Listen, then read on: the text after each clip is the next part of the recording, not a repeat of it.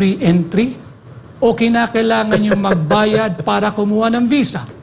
Ang mga kaibigan nating Amerikano, sila ho ba kinakailangan ng visa papunta sa Pilipinas o hindi? Lamas-basok po yan. Oh. Nasaan yung reciprocity? Nasaan yung pagiging brothers? Yun. Hindi rin po lingid sa akin yung ating pinaglabanan shoulder to shoulder, dumanak ang dugo ng Pilipino, naghalo sa dugo ng Amerikano. World War II.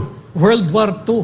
Pero hindi pa po nakaka-recover ang Pilipinas. Doon sa World War II, mahirap pa rin po kami. Huwag niyo po kaming gamitin uli. Yun lang ang pakiusap ko. Ngayon, kung ang sentimentong ito ay pagtatraidor sa Pilipino, siguro nga, traidor ako ka Eric at Doc Lorraine. Sama tayo doon. Ang pagtatanggol ng kapayapaan at kabutihan ng bansa at hindi digmaan at pakikipag-usap sa isang neighbor na pwede namang maging kaibigan at hindi maging kalaban sa digmaan ay hindi natin pwedeng payagang tawagin tayong taksil kung ganon ang kanilang definition ng taksil. Sas, your reaction doon sa pahayag ni Pangulong Duterte that there was no gentleman's agreement but status quo as is where is to maintain the peace and stability in the relations in the region. Yes, well, that's the general sentiment noon, no? Keep the status quo. Pero yung kasi, may dalawa kasing uri dyan. It's the overall condition of the South China Sea and of course, yung specific dito sa Ayungin Shoal. Yung sa Ayungin Shoal kasi, in his speech din, si Duterte sa kanyang conference, sinabi niya, di ba, kung gusto kong ni-repair yung Ayungin Shoal, ay yung BRP Sierra Madre.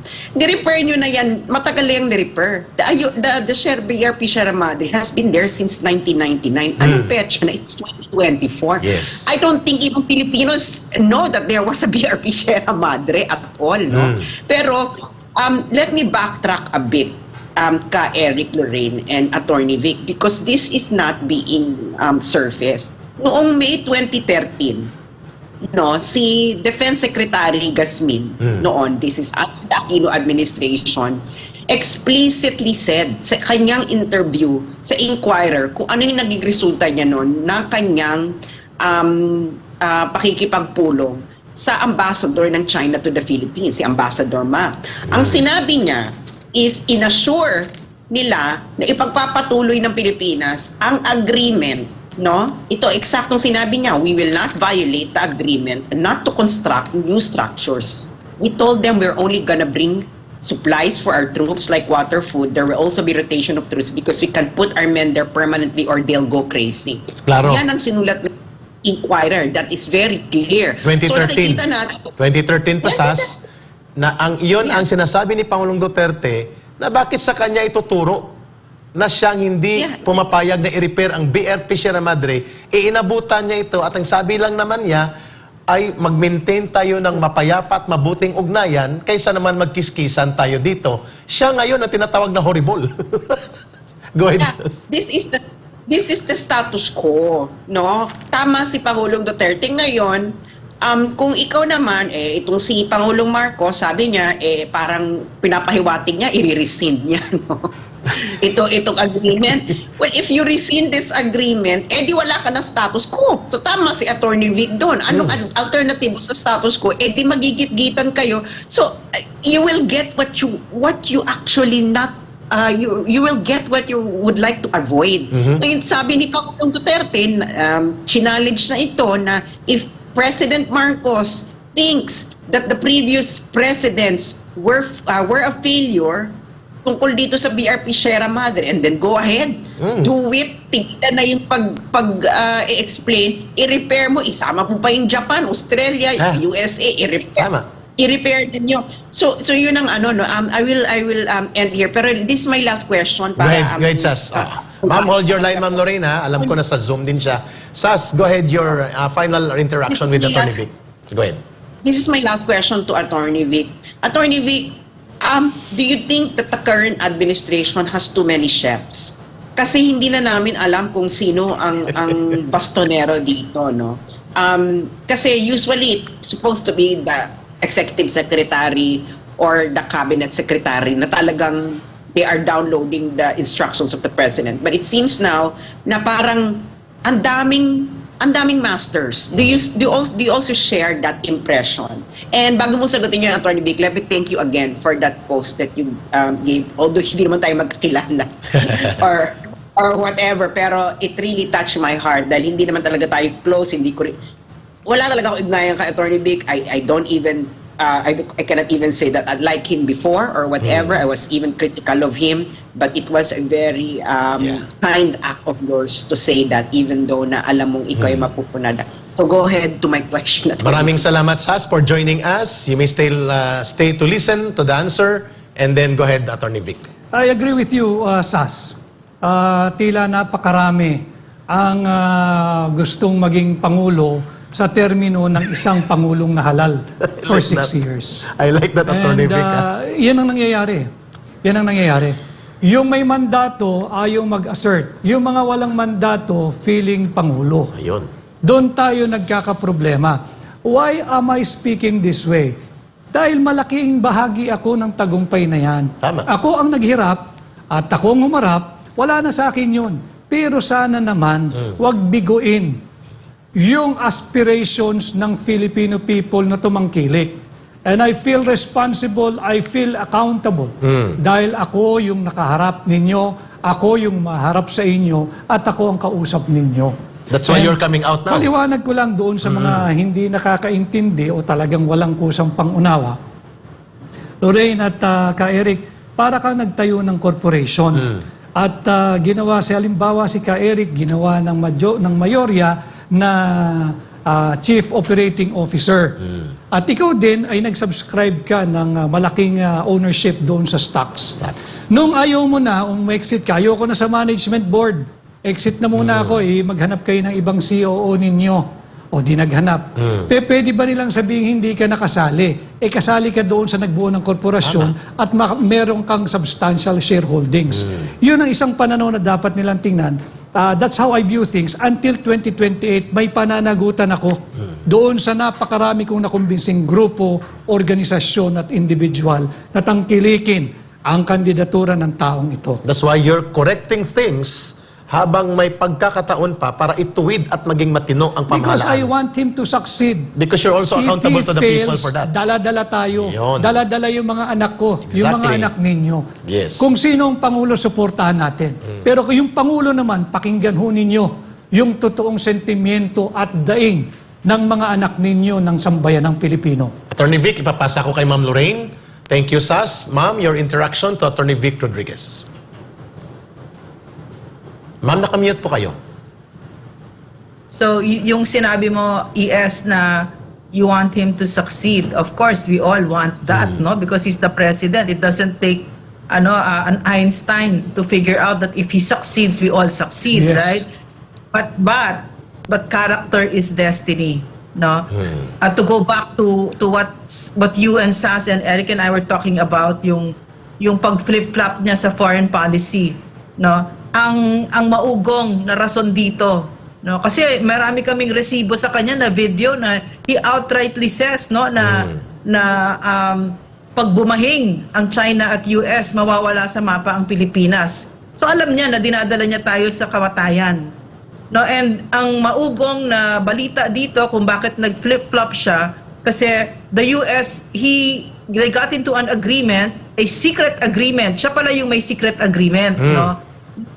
Kaya to agree to whatever the US wants in exchange for the US unfreezing the accounts of the Marcos stolen wealth, money that they stole from the Filipino people. And this indeed to me is what the character of Bongbong Marcos is. He is a traitor to his own country. Ipagpapalit niya tayo dun sa 30 pieces of silver niya. So attorney, ito pala yun, yung galit na he's horrified. Sinasabi niya, he claims to be horrified by that secret agreement of PRRD that brought us peace and prosperity, not just in our country, but in the entire region. No?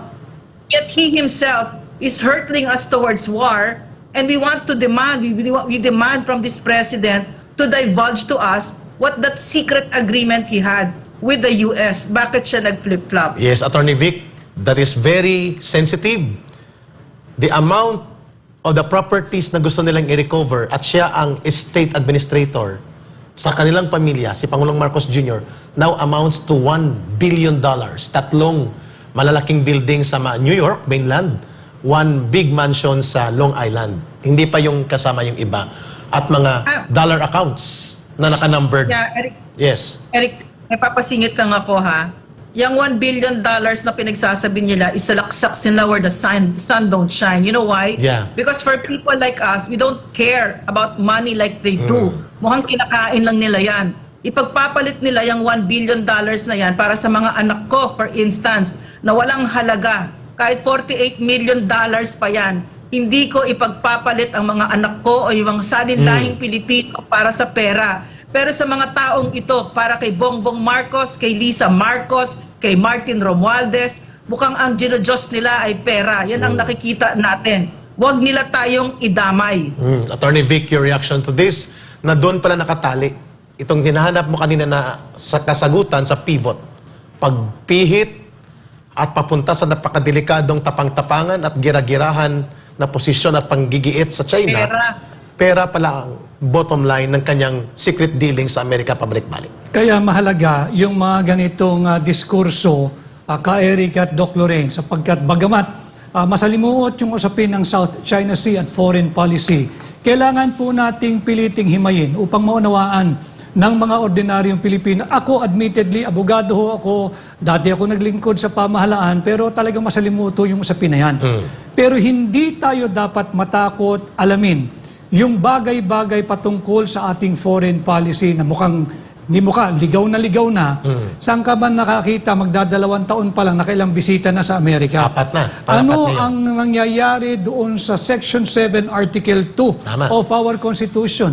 That the state shall pursue an independent foreign policy. Malinaw Are we yun. still independent? Is this still Filipino interest? National interest pa ba ang isinusulong at nangingibabaw o interest na ng kaibigan at alyado nating dayuhan? Wala tayong problema at diskurso sa China or Amerika. Kaibiganin natin pareho. Okay. Pero wag nating isulong ang kanilang interest. Isulong natin yung interest ng Pilipino. Personally, Attorney Vic, doon sa tanong ni Ma'am Lorraine, do you believe or do you look at that perspective angle na ang kanyang pagtapang-tapangan at pagiging paninikluhod sa Amerika ay dahil doon nakatali sa recovery efforts nila ng mga ill-gotten or questioned wealth na naitago sa Walang Amerika? pinagkaiba yan doon sa burning and hanging issue tungkol doon sa drug drugs. use. Nabanggit, makikita naman natin is obviously ill-advised. Kada aalis mag-iiwan ng medyo controversial na sagot, kundi fentanyl, ngayon naman horrible. Ngayon na dadaysek dahan-dahan at lumalabas ang katotohanan, panahon na upang magpaliwanag ang pamahalaan. Tama. Saan ba tayo patungo? Ayaw namin ng digmaan. Uulitin ko, malaswa ang gera.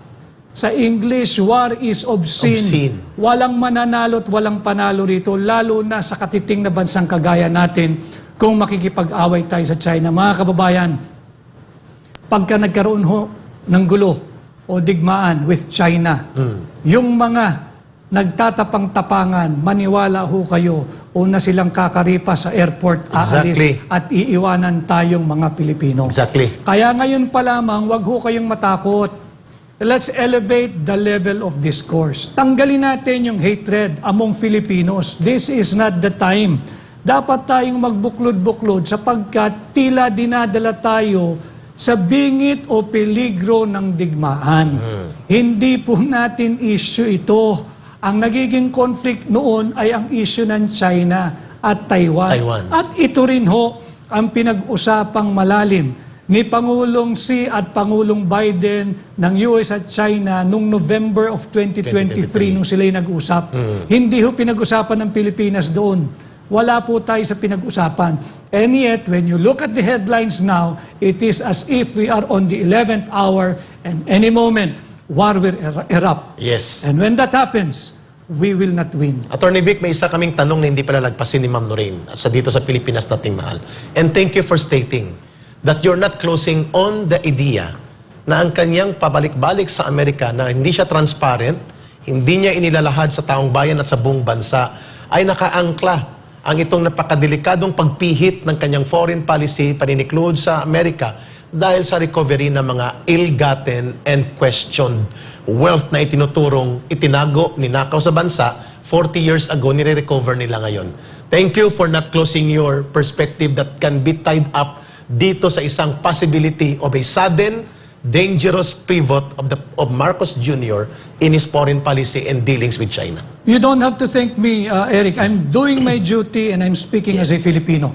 Correct. Ako ho'y nagsasalita bilang Pilipino at may karapatan ako ipahayag ang aking saloobin at obserbasyong sa nangagaganap sa kasalukuyan sa ating bansa. The final question is, dahil paubos ang oras natin, but definitely you will be part ni Ma'am Lorraine, kasama ka namin sa Pilipinas nating mahal. It appears that the President is under the control not of the marital duty niya sa asawa niya.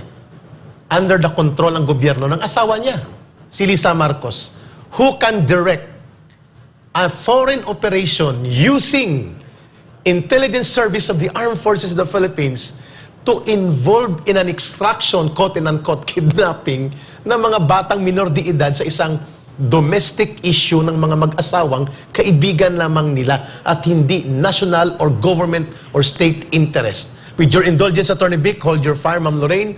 Narito po ang kumakalat na voice recording ni Lisa Araneta Marcos showing how she can manipulate government powers under the office of the President and act like as if, sabi mo nga, parang presidente din siya at pangulo ng bansa o mas makapangyarihan pa sa kanyang asawa.